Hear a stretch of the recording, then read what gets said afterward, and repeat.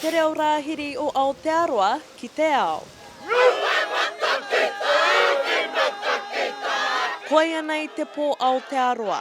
He pō e tauwhiro ai ia Aotearoa ki ngā kānaka Māori me ngā karanga maha o te moana nui a Kiwa. Hawaii, he te mana whenua, te mana tangata, whakatau mai. Ko te kaupapa he pō Aotearoa, hea tērā. Tonu atu rā ki te iwi kāinga, ki ngā tangata no wāhi ke, i hara mai ki tō mātau taha ki te whanga atu rā ki a rātou o mātau kai, i runga i te ara whanaunga, ki te ako tō mātau āhuatango tō tātou haerenga mai.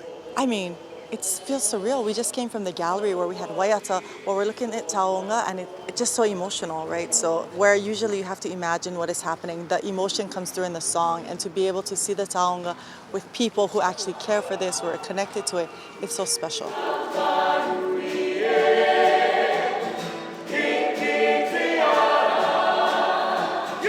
He pō I taunaki hia e Kīngi Tūheitia pō tatau te wherowhero te tuawhitu. It's such an honor to have, the Kīngitanga here and really to re-establish connections, I think, with traditional leaders. So one of the things about the festival is that we have invited traditional leaders to engage, to do talanoa. Tomorrow they'll be gathering at Iolani Palace. So that the king has made the time to come here and to really grace us with his presence and his knowledge and his gravitas is really special to us, and we're looking forward to it.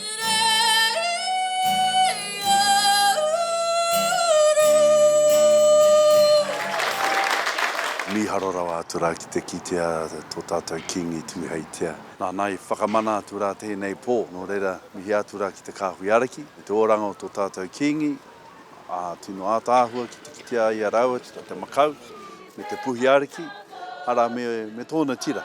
Miharo rawa atu.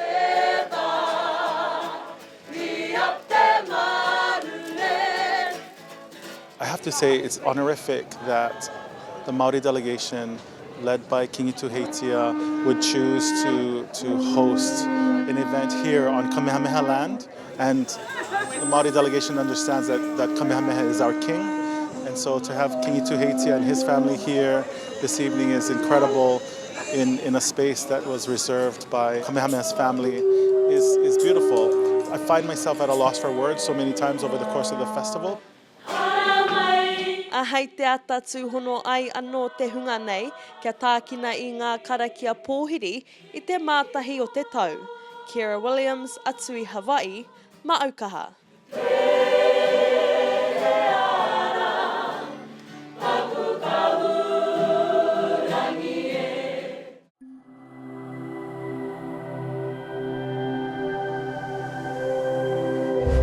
Ko te reo, te take.